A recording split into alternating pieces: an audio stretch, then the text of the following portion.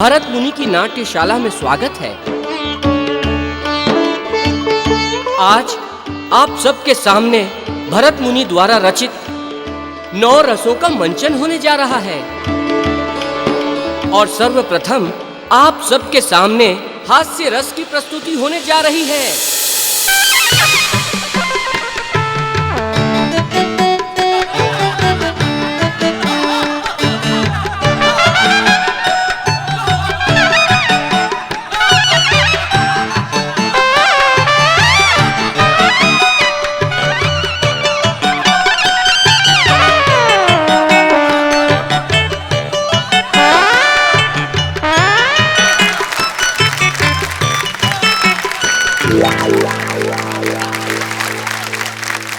नारायण नारायण, आहा, इस अद्भुत हास्य रस के बाद अब आप सबके सामने वीर रस की प्रस्तुति होने जा रही है। नारायण नारायण।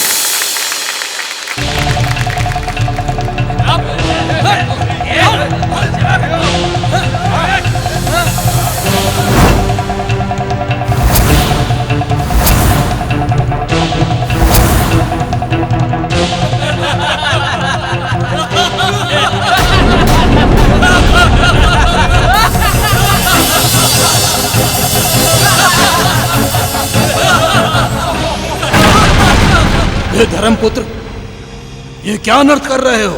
प्रथम पंक्ति में हम 8 वासुओं के अलावा कोई नहीं बैठेगा। प्रथम स्थान हम 8 भाइयों का है।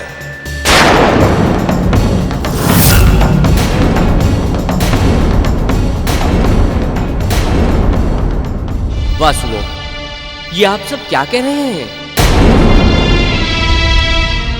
यहाँ उपस्थित सभी गणमान्यों को उनकी श्रेष्ठता के आधार पर ही स्थान प्राप्त है। प्रथम पंक्ति देव ऋषियों के लिए है, दूसरी देवगणों के लिए। इसीलिए आप सबका स्थान सबसे अंतिम पंक्ति में रखा गया है। देवर्षि नारद, हमें श्रेष्ठता का ज्ञान मत दीजिए। जो सबसे शक्तिशाली है वही सबसे श्रेष्ठ है, और यहां हम 8 भाइयों से शक्तिशाली कोई नहीं है, तो सर्वश्रेष्ठ हम हैं।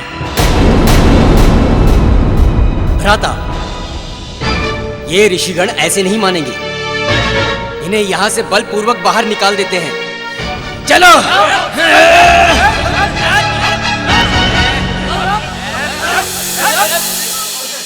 ये क्या अनर्थ हो रहा है हमारी नाट्यशाला में?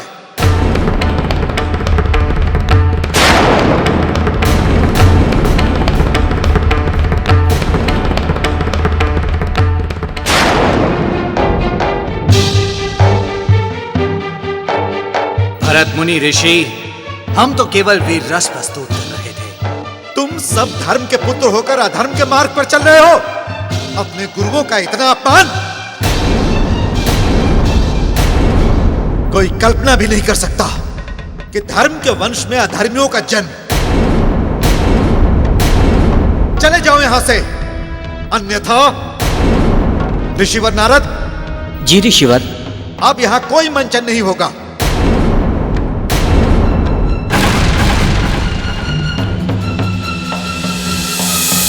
लगता है भरत मुनि जी को हम वासुओं की श्रेष्ठता रास नहीं आई। चलो।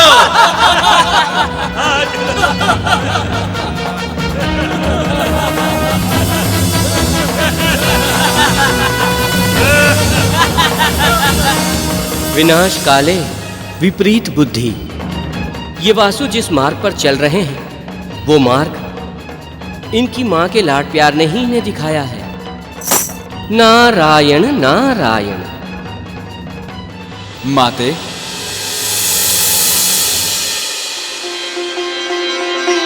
प्रणाम।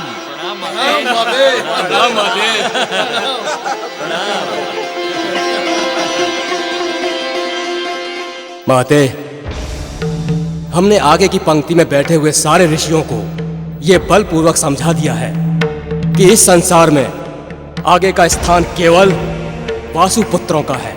बहुत अच्छा किया पुत्रों। अंततः आप सब दक्ष पुत्री वसु के पुत्र हैं, इसीलिए आप 8 भाई 8 वसुओं कहलाए हैं। आप सब भाइयों को सर्वश्रेष्ठ स्थान मिलना ही चाहिए। आप सब भाइयों को सर्वश्रेष्ठ स्थान मिलना ही चाहिए। अब आप सब भोजन के लिए स्थान ग्रहण कीजिए। मैंने आप सब लोगों के लिए स्वादिष्ट भोजन तैयार करवाया है। क्या बात है माते। चलो आओ।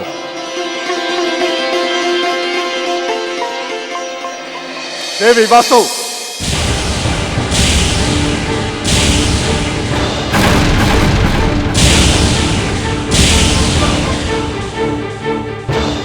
देवी वासु,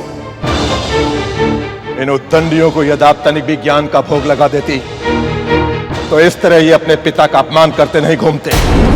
इनके पिता का नाम केवल धर्म ही नहीं, वो धर्म के रास्ते पर भी चलते हैं। आपके लाड़ प्रेम ने इन्हें पापी और अपराधी बना दिया।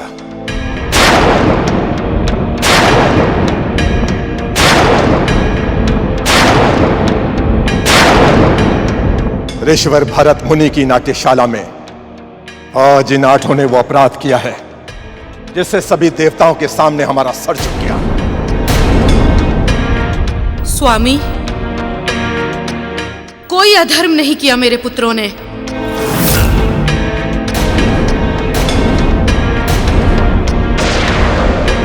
अपने अधिकार के लिए बल का प्रयोग करना कोई अपराध नहीं है।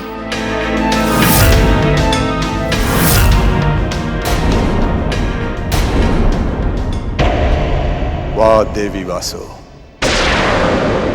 ये कहने से पहले तनिक इतना तो सोच लेना था कि आप धर्म की पत्नी हैं और ये सब धर्म के पुत्र हैं। किस धर्म की बात कर रहे हैं आप पिताश्री? पिताश्री, आज के संसार में धर्म का कोई मूल्य नहीं है। आज के संसार में धर्म का कोई मूल्य नहीं है। वाह पुत्र दायो, जिसने तुम्हें जन्म दिया, पाला पोसा, तुमने तो उसी के अस्तित्व को नकार दिया।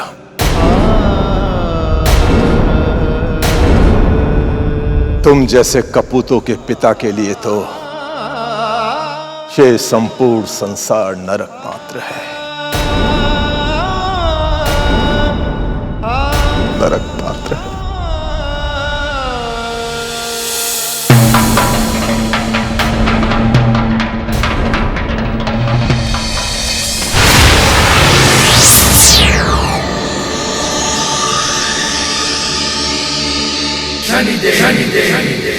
धर्मदेव शनि लोक में?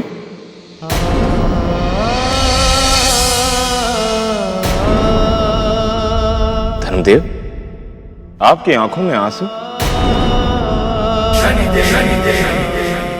शनिदेव, जिस धर्म के पुत्र ही अधर्म के मार्ग पर निकल पड़े, पाप और अत्याचार करने लगे, उस धर्म पिता की आंखों से केवल अश्रु ही बह सकते हैं।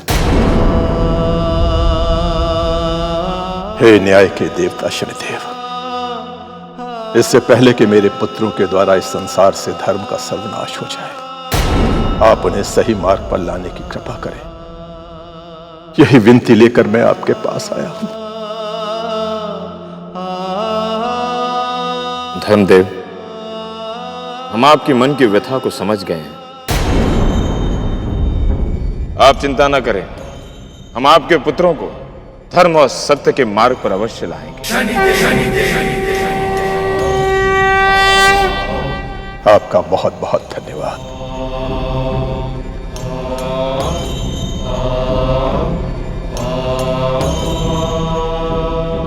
शनिदेव, मेरे पुत्रों को धर्म के मार्ग पर लाने के लिए दंड देते समय विचलित मत होइएगा कि वो मेरे पुत्र हैं।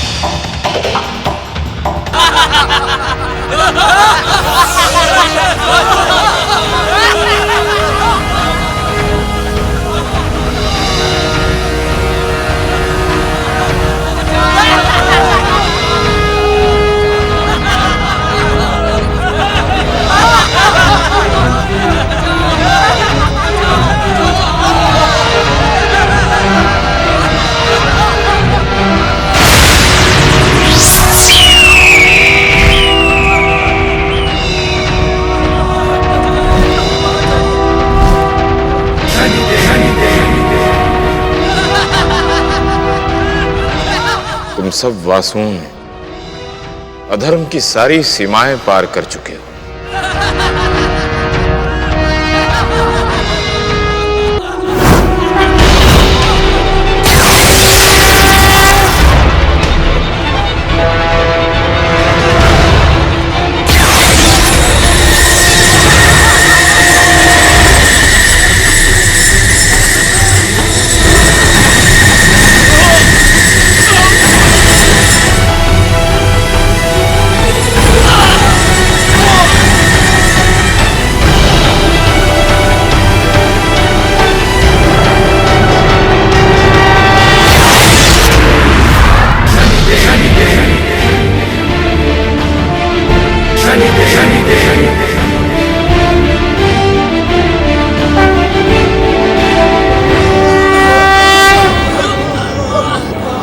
कौन है?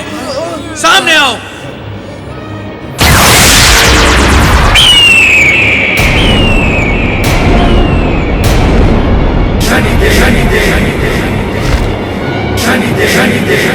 शनिदेव, ये कौन सा तरीका है हमारा मार्ग रोकने का? वही जिसे तुम लोग अपनाकर दूसरों को कष्ट और प्रताड़ित कर रहे हो। शनिदेव, हम आठों भाई कुछ भी करने के लिए स्वतंत्र हैं। हमारे मन में जो आएगा वो हम करेंगे, क्योंकि हम सबसे श्रेष्ठ हैं।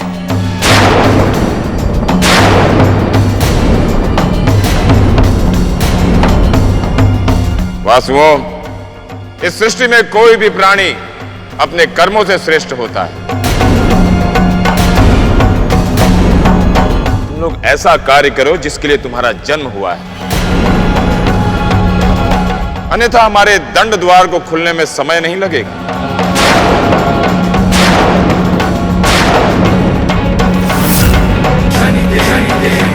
हमें आपके ज्ञान की कोई आवश्यकता नहीं है।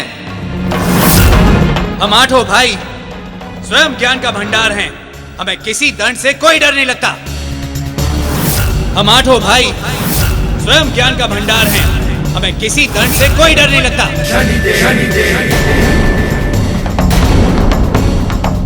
वासुओं, तुम लोग नीति अनीति की सारी सीमाएं पार कर चुके हो। अब तुम लोगों को दंडित करने का समय आ चुका है।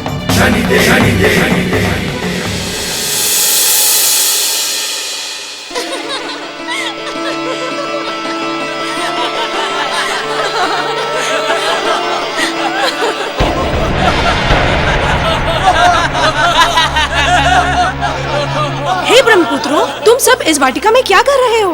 देवियों, हम सब भाई इस सुंदर वाटिका का आनंद लेने आए हैं। ये धर्मराज के नहीं, किसी नीच कुल में जन्मे हुए लगते हैं।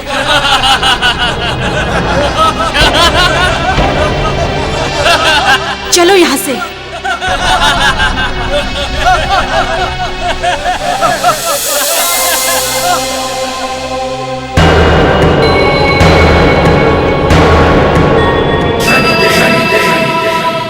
लो, शनिदेव फिर से आ गए हमें सत्य और धर्म का मार्ग दिखाने। नहीं नहीं, हम तुम लोगों को श्रेष्ठता का मार्ग दिखाने आए हैं। यदि तुम लोग हमारे बताए हुए मार्ग पर चले तो हो सकता है तुम लोगों को श्रेष्ठता का अधिकार मिल जाए। तो बताइए शनिदेव, हम सब कैसे श्रेष्ठ बन सकते हैं?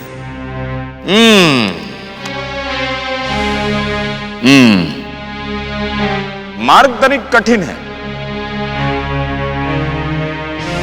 जल्दी बताइए शनिदेव, ऐसा कौन सा कार्य है पृथ्वीलोक पर ऋषि वशिष्ठ का आश्रम है।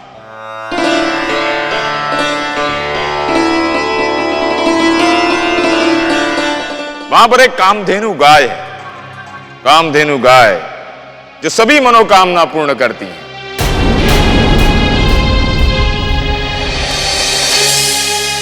यदि तुम सब लोग उस कामधेनु गाय को यहां स्वर्ग लोक में ले आए तो तुम लोगों की सारी मनोकामनाएं पूर्ण हो सकती हैं।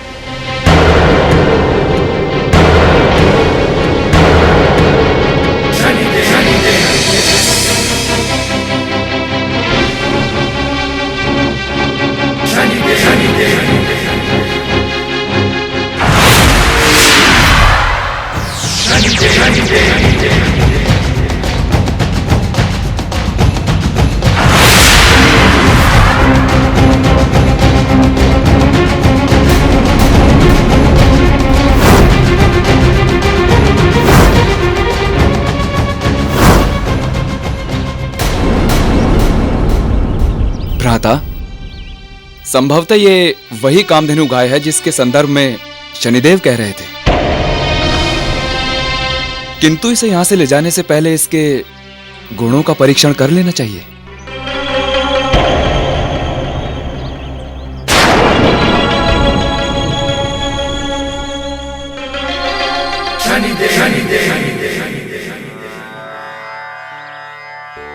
खाइए अपना भोजन। इतने कम भोजन में आपकी तृप्ति नहीं हुई है। कल्याण हो। आप सभी धर्मपुत्र यहां पृथ्वीलोक में। हम सब पृथ्वीलोक का भ्रमण करने निकले हैं। थोड़ी थकान हो गई तो सोचा आपके आश्रम में विश्राम कर लें। मेरे आश्रम में मैं आप सबका हृदय से स्वागत करता हूं। ऋषिवर, बड़ी ही प्रबल भूख लगी है, किंतु इस समय इस आश्रम में भोजन की व्यवस्था तो नहीं हो पाएगी। ना धर्मपुत्र, ऐसा ना कहें। माता कामधेनु के होते हुए हमारे आश्रम में किसी भी वस्तु की कमी हो ही नहीं सकती है। आप विराजिए, मैं आपके भोजन की व्यवस्था करता हूं। धन्यवाद।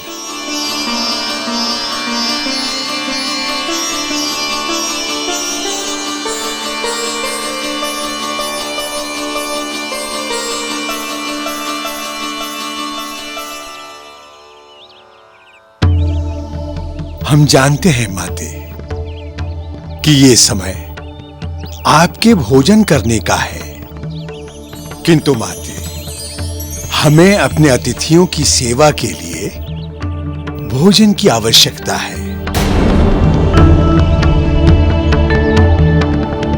माते, मेरी इस विनती को स्वीकार करें और कृपा करके मुझे भोजन प्रदान करें।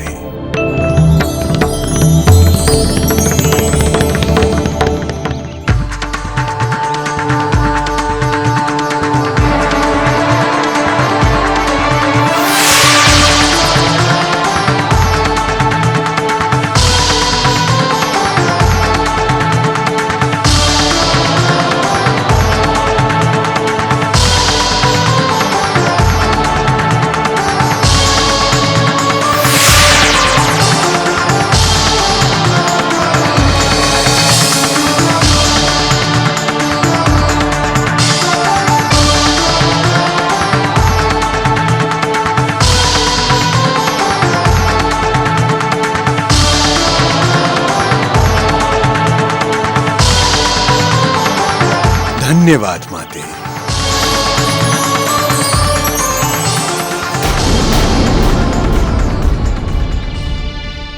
क्या हुआ धर्मपुत्रों, आप भोजन क्यों नहीं ग्रहण कर रहे हैं? गुरुदेव, क्या कामधेनु माता से जो मांगो वो मिल जाता है? हां पुत्र, माता कामधेनु के समक्ष हम किसी भी भौतिक वस्तु की कामना करेंगे तो वो उसे अवश्य पूर्ण कर देंगी।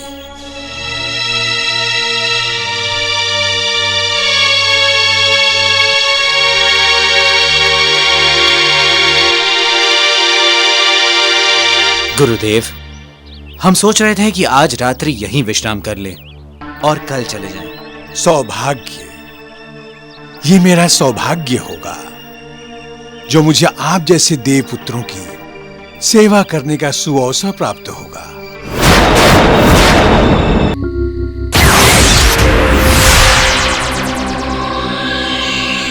ऋषिवर वशिष्ठ जी,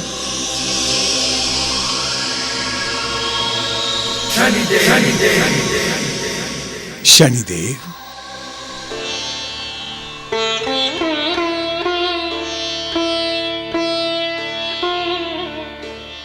शनिदेव, इतनी रात्रि में यहां कोई विशेष प्रयोजन? जी ऋषिवर, आपके आश्रम में अधर्मी वासु आए हुए हैं। गुरुवर, पापी का क्या भरोसा? गुरुवर, पापी तो जंगल से कुशा भी चुरा सकता है। आप शीघ्र बाहर जाकर देखिए, कहीं वो अधर्मी वासु आपके आश्रम में कोई पाप तो नहीं कर रहे हैं।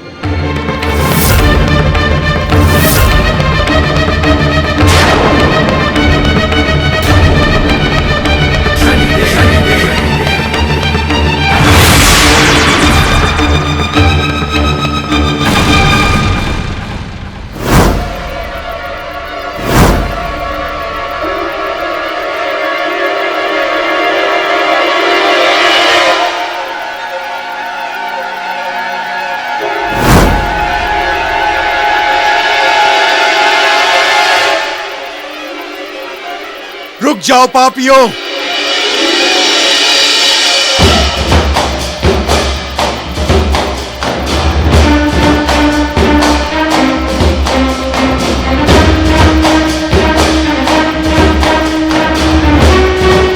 हमने तुम्हें अतिथि मानकर तुम्हारा मान किया, सम्मान किया, और तुमने क्या किया? हमसे ही हमारी माता कामधेनु को चुरा कर ले जा रहे थे। ऐसा घृत कार्य करके तुम लोगों ने केवल अपने माता पिता का ही नहीं, अपने पूर्वजों का नाम भी कलंकित किया है, कलंकित किया है। मैं तुम्हें श्राप देता हूं कि तुम बार बार मृत्यु लोक पर जन्म लेकर 84 लाख योनियों में भटकते रहोगे। मैं तुम्हें श्राप देता हूं, बार बार मृत्यु लोक पर जन्म लेकर 84 लाख योनियों में भटकते रहोगे।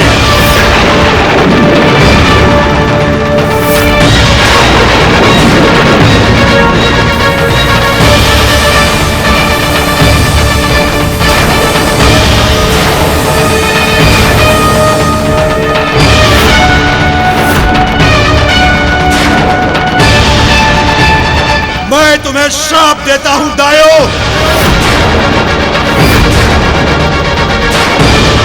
कि जब तक इस पृथ्वी लोक पर कोई माता अपने कोख से तुम्हें जन्म नहीं देती, तब तक तुम सब मेरी कृपा अग्नि में जलते रहोगे, तड़पते रहोगे, झुलसते रहोगे।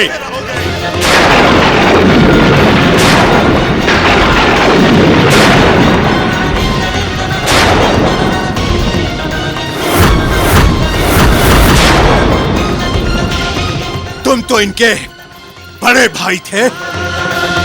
तुम चाहते तो इनको ये अपराध करने से रोक सकते थे, किंतु तुमने ऐसा नहीं किया, और इसके लिए तुम्हें इन सब से कहीं अधिक कठोर दंड भुगतना होगा।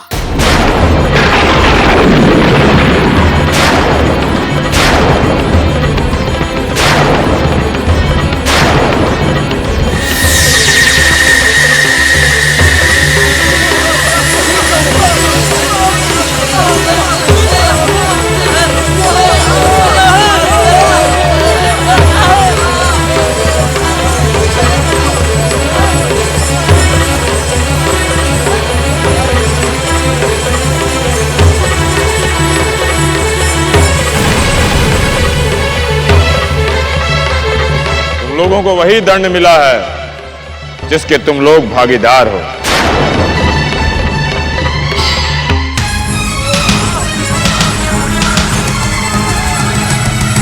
गुरु वशिष्ठ की क्रोधाग्नि में सारे वसु हैं जलने लगते, पांव से लेकर सिर तक लपटे, झुलस झुलस सब सुलगने लगते। देखते हैं वसु सारे ही आकाश से नीचे, धरती पर एक नदी बह रही, गहरे जल में कूदे सारे फिर भी लपटे, बुझी नहीं सब सुलग रही है।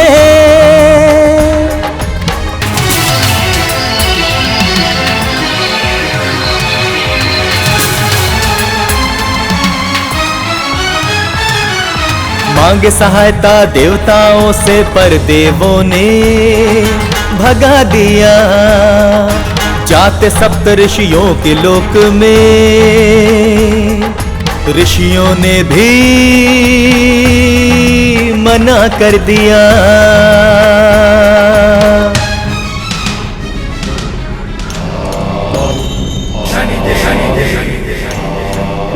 हे शनिदेव, हमें क्षमा कर दीजिए शनिदेव। अब हम कभी कोई पाप नहीं करेंगे शनिदेव।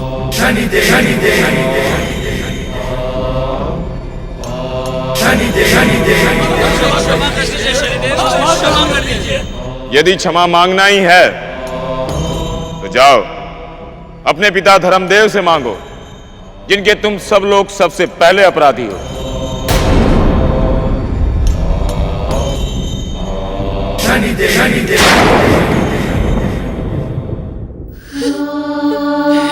मुझे क्षमा कर दीजिए स्वामी। देखिए,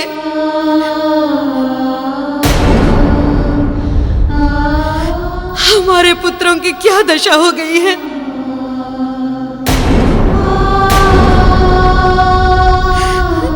इन्हें भी क्षमा कर दीजिए। हम आपके अपराधी हैं, हमें क्षमा कर दीजिए पिताश्री, हमें क्षमा कर दीजिए।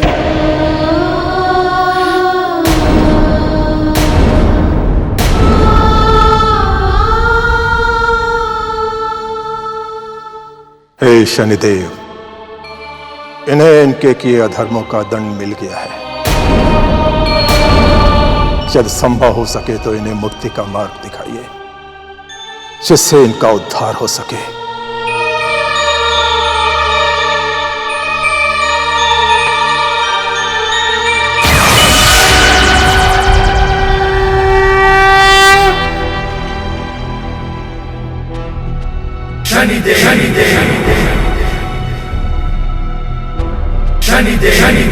अब इन्हें अपने भूल का आभास हो गया है।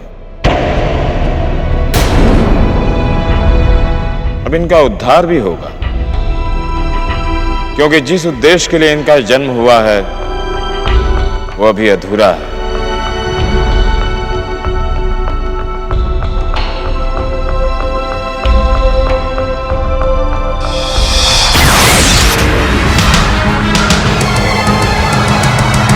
वसुओं के उद्धार हेतु शनिदेव का न्याय चक्र है चलने लगा।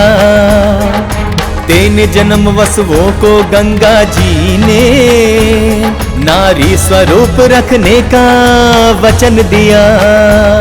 फिर धरती लोक के मृत्यु लोक में गंगा जी ने अपने को प्रकट किया।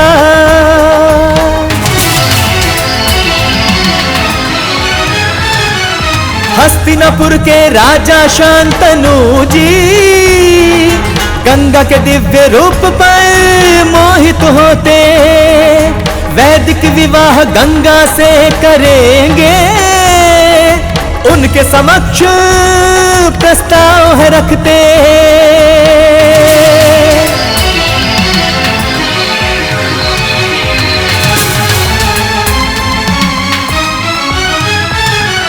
गंगा ने कहा मुझे स्वीकार है, पर राजन आप मुझे एक वचन दीजिए, मैं अपने संतान के प्रति कुछ भी करूं आप मुझे रोकेंगे नहीं, ये वचन दीजिए।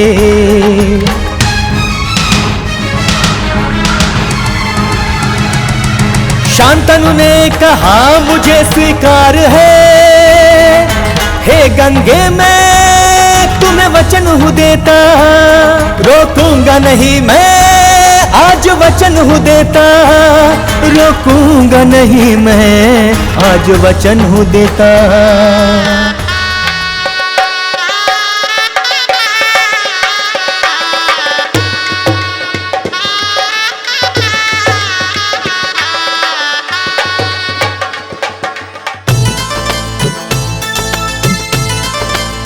हो विवाह हुआ शांतनु और गंगा का, पत्नी बनी शांतनु की।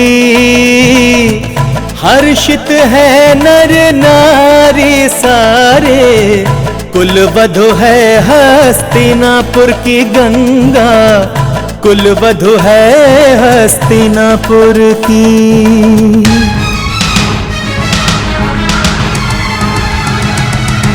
इस तरह गंगा जी ने अपने गर्भ से 7 वसुओं को गंगा जल में डुबोती। जैसे ही जन्म लिए उन्हें मृत्यु देकर, मृत्यु लोक से उनका उद्धार है करती।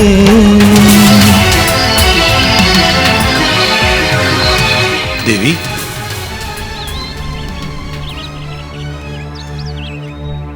आप मेरे 7 पुत्रों को जल में प्रवाहित कर चुकी हैं,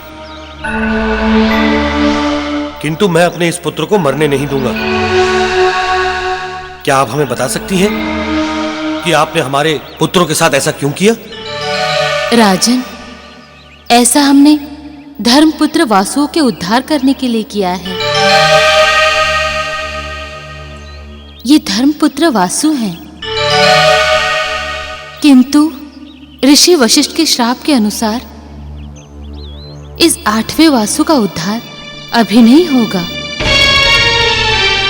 इसे अपना पूर्ण जीवन जीना होगा। हमें आज्ञा दीजिए राजन।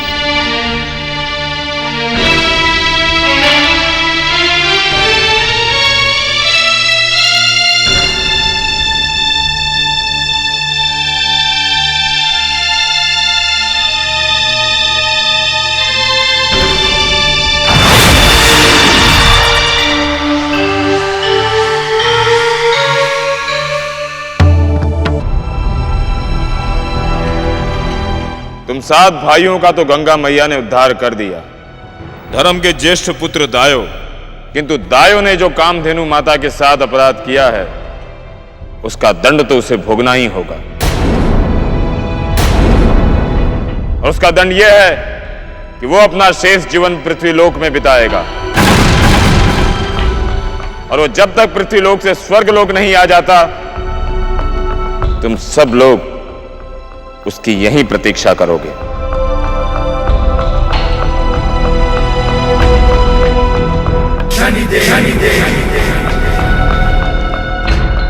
ओ राजा शांतनु 8वें वसु का,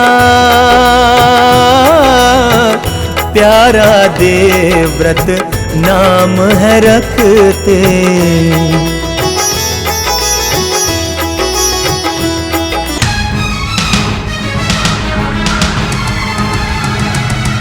राज्य सिंहासन की सेवा करके देवव्रत भीष्म पिता कहलाए।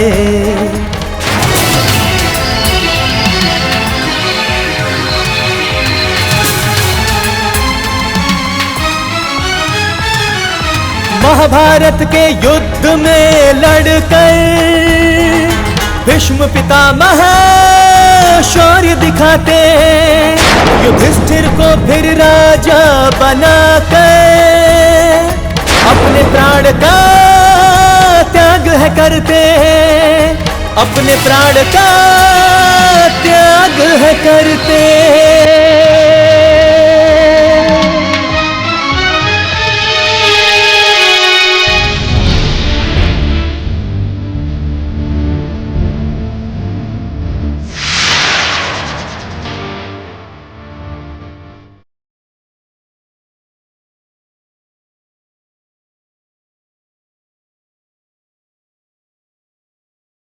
हे वासुओं, अब हमारा दंड चक्र समाप्त हुआ। तुम सब भाइयों का उद्धार हो गया। अब तुम लोगों को वो कार्य करना है जिस कार्य के लिए तुम लोगों का इस सृष्टि में जन्म हुआ है।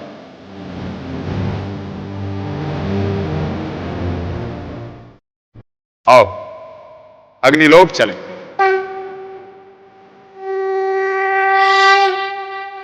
हे अग्निदेव, इन 8 वासुओं का जन्म आपके कार्यों में सहायता करने के लिए हुआ। आप इन्हें स्वीकार करें। आज से अग्नि के जो भी कार्य होंगे ये वासु ही करेंगे। जैसी आपकी आज्ञा शनिदेव, हम इन्हें स्वीकार करते हैं। हे शनिदेव, आपका न्याय चक्र सर्वोपरि है। और आज आपके न्याय से ही हम सबका उद्धार हो पाया है। हे शनिदेव, आपने हमें हमारे जीवन उद्देश्य तक पहुंचा दिया है। आपको हमारा प्रणाम।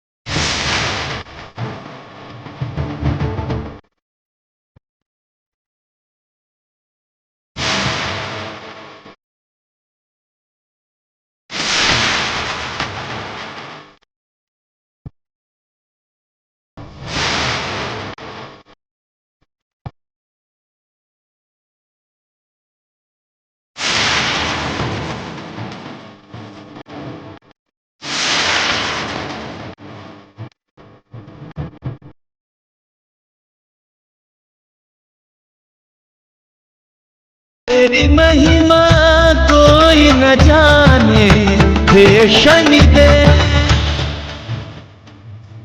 इस तरह 8 वासुओं का उद्धार हुआ। वासुओं को उनके प्रवृत्ति के अनुसार अग्नि कार्य सौंपे गए। दायों को हवन अग्नि का कार्यभार सौंपा गया। विभाषु को चिताग्नि का कार्यभार सौंपा गया। सोम और धर को विनाशकारी अग्नि का कार्यभार सौंपा गया। आज भी 8 वासु इस सृष्टि में अपने अग्नि कार्य में क्रियान्वित हैं।